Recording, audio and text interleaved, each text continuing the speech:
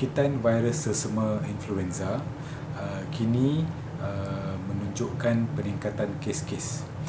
Jangkitan virus sesama ini boleh menyebabkan komplikasi-komplikasi yang berbahaya seperti pneumonia, otitis media iaitu jangkitan kuman di dalam telinga, sawan demam yang berpanjangan di kalangan kanak-kanak, jangkitan kuman di dalam otak atau encephalitis, atau juga septisemia iaitu jangkitan kuman di dalam darah.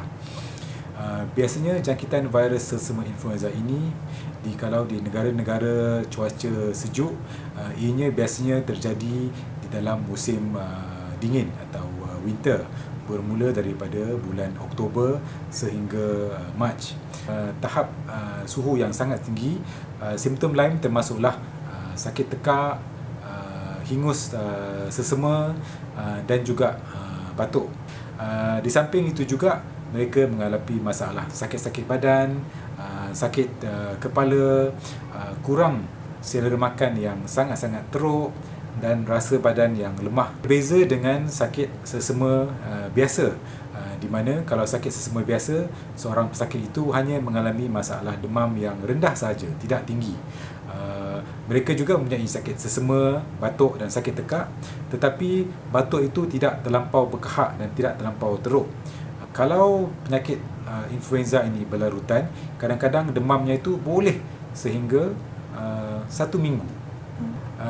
Jika seseorang itu disyaki mengalami masalah virus influenza, adalah dianya dinasihatkan untuk berjumpa doktor untuk pemeriksaan. Satu, pemeriksaan dilakukan untuk memastikan tidak ada jangkitan-jangkitan yang lain seperti denggi, tonsil atau jangkitan pneumonia yang lain.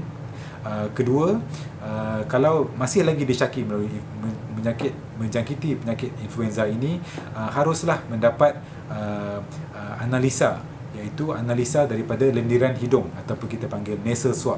Jika nasal swab atau lendiran hidung ini didapati positif untuk influenza setelah disiasat di makmal, pesakit ini haruslah dimulakan dengan rawatan antiviral. Jangkitan sesama influenza ini adalah sangat contagious atau sangat mudah menular. Kalau ada satu orang mendapat jangkitan influenza, biasanya saya mendapati dalam masa 2-3 hari lagi, sama ada rakan sekerja, anggota keluarga, anak atau isteri juga akan menunjukkan tanda-tanda simptom jangkitan influenza. Mereka juga akan mula demam, mula sakit tekak, mula batuk dan sesama. So, apakah harus kita lakukan kalau kita telah disahkan menghadap penyakit influenza? Pertama, kita harus mendapatkan rawatan ubatan seperti saya sebutkan tadi. Kedua, kita perlulah sebaik mungkin mengasingkan diri kita daripada rakan sekerja dan juga daripada ahli keluarga kita. Kita haruslah duduk di dalam bilik berasingan. Kalau boleh, kita harus memakai topeng muka, dan setiap kali kita hendak batuk atau bersin, seharuslah kita menutup muka kita dengan sama ada tisu atau sapu tangan. Ini untuk mengelakkan daripada virus itu tersebar ke dalam udara di sekeliling kita dan menyebarkan kepada orang lain. Yang lain di rumah juga haruslah menjauhkan diri mereka daripada pesakit tersebut.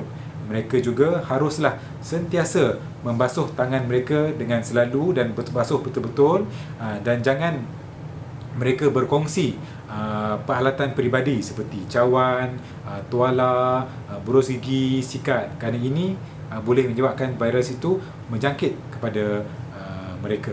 Yang bagus untuk mengelakkan daripada kena jangkitan virus influenza ini adalah vaccination. Kita memang ada suntikan imunisasi khas untuk virus influenza yang harus diberi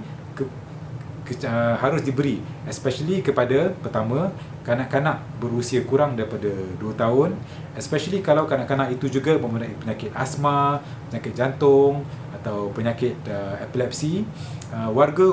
Warga emas yang berusia lebih daripada 65 tahun, sesiapa saja yang mempunyai masalah sakit jantung, kencing manis, asma atau kanser, mereka-mereka ini yang mempunyai masalah imunisasi yang rendah sangat-sangat direkomend atau disyorkan untuk menerima suntikan imunisasi khas untuk influenza.